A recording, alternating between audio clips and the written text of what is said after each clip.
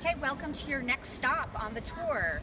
We're still here on the center of the island of Cité. This is the center of Paris, the heart of Paris, and we're actually in the heart of the island right now. So we're not very far from Notre Dame, only a few minutes away, and it's kind of an interesting area because we have the police station over here, we have the hospital behind you. It was the hospital where many very sad people during the Black Plague lost their lives. Then over on the side we have a really beautiful farmers market. Well, it's actually a flowers market, the largest flowers market that is here in Paris. Behind us though is what's really the most interesting. So this is the palace, the original palace. This palace was used for the first 13 centuries of existence here in France. The most famous king that lived here was Louis IX. Now, Louis IX is the only king in French history that actually became a saint. He became a saint because he was the one that acquired the crown of thorns that Jesus wore during his crucifixion. So, if you want to see that crown, it is visible. It is no longer here. It has been moved over to Notre Dame, and on the first Friday of every month during the services, they do bring it out for people to see. So that's really an interesting thing that most people don't know about. After they stopped using this building as the palace, it became what is now called the Palais de Justice, the Palace of Justice. Now, the Palace of Justice is basically, for what an American concept is, the Supreme Court.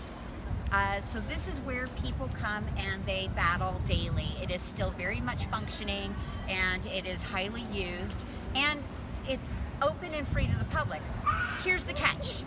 You can go in and you can listen to anything going on in any of the courtrooms, but you have to understand French because it's not going to be translated for you. There's no subtitles and no audio guide, so you'll have to do that. Now, because this was a palace, there's a couple of really interesting features to it. And one is that they needed to go to church, but they needed to have security, so they didn't want to leave the palace walls and take any kind of unnecessary chances. So they built their actual chapel inside of the palace. So if you look up right back there, you can see the spire of the chapel. This is classic Gothic architecture. This is the second oldest church that is in Paris. The reason why it was started at the same time as Notre Dame, but Notre Dame took 200 years. This one is much smaller, and it happened much faster, but not as fast as like a mini pop-up church that they have on the other side of the island. So this actual chapel is probably one of the most beautiful churches that you can see in Paris. I highly recommend it.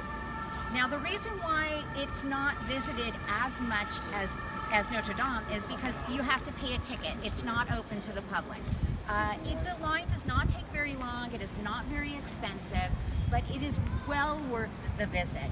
It is unique in that it is a two-story structure. So you come into the main room and you think, wow, this is a really nice church. But you climb these little spiral staircases on the edges, and all of a sudden, it is the most magnificent rainbow of light you have ever seen.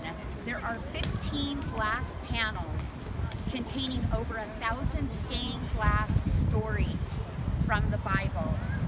You can sit in there and you can read the entire Bible up and down all the way around the room.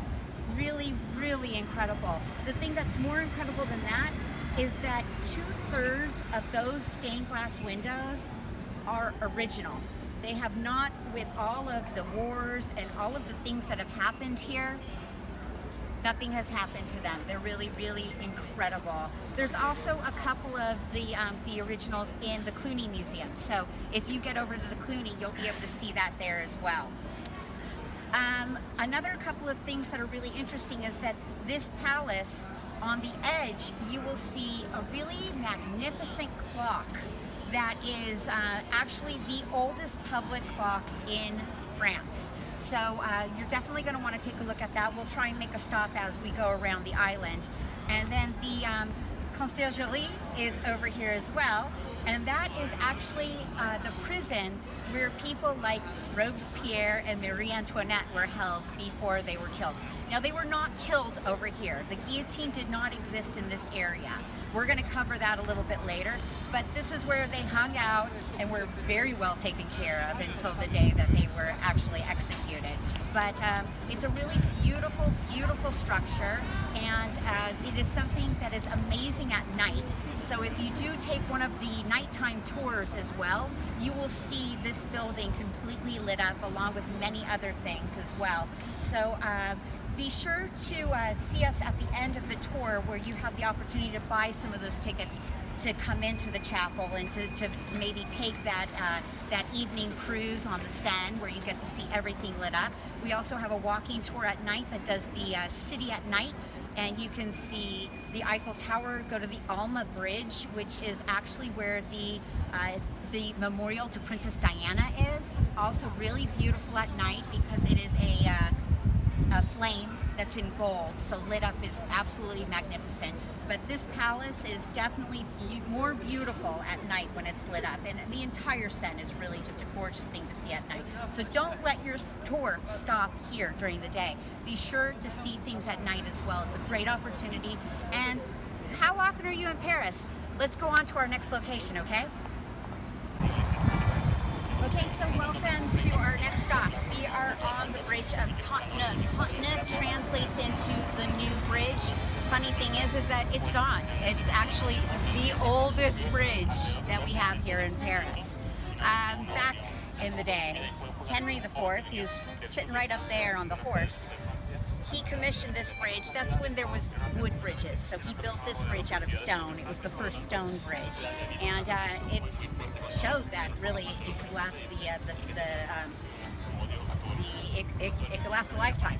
Anyway, one of the really things that's interesting is I have an art background, so I love to point out the things that are kind of hidden that people don't know.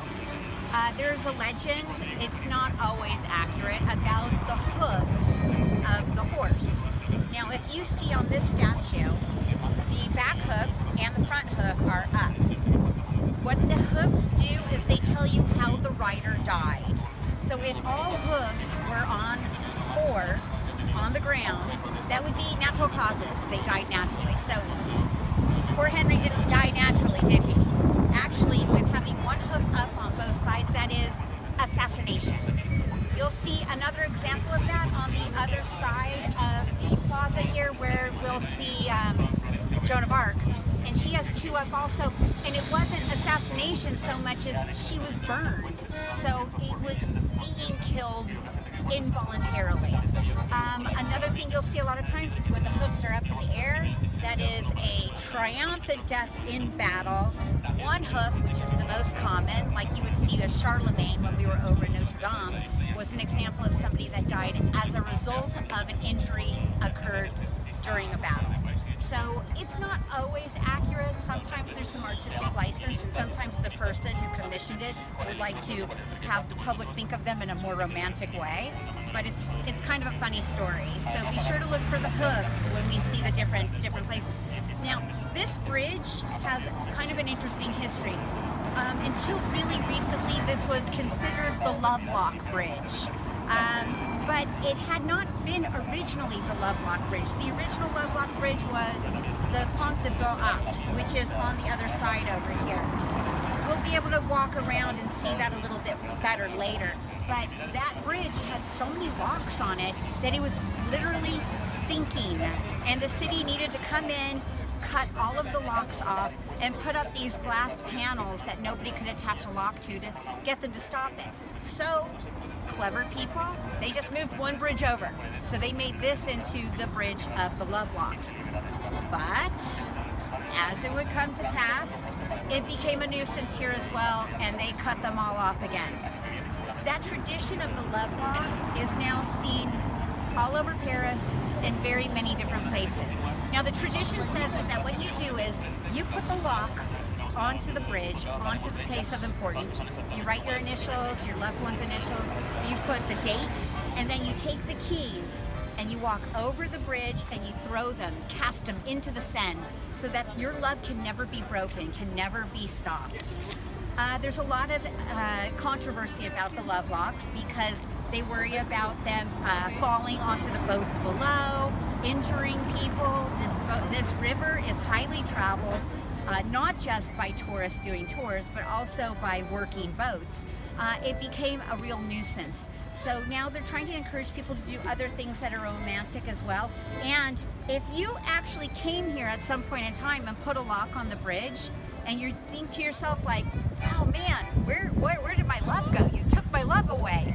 It's safe, I promise you. You can actually go online and find that they have made artwork that you can buy that's made out of the locks from the bridge.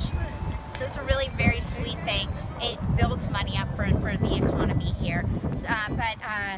Try not to do the locks. Try to maybe instead go to the Canal of St. Martin and skip stones like Amelie. That's also a really fun romantic thing, and it's kind of an interesting place that a lot of people don't see.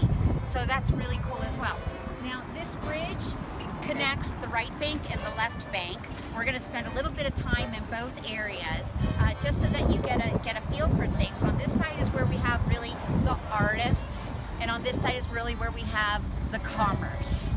Now when Hussman came in and redid a lot of the buildings over here, he mainly stayed on the commerce side. So on this side is where we're going to find more of the medieval structures and kind of the artsy areas, and we're going to go over kind of some of that architecture a little bit later. But be sure to take a little bit of time on this bridge. I love it at night, especially because on the other end you get a really nice view of the tower, the Eiffel Tower, which you can't really see from here. But we're going to take a walk over in that direction just so I can show you a couple of things that are pretty cool, okay? So let's get going.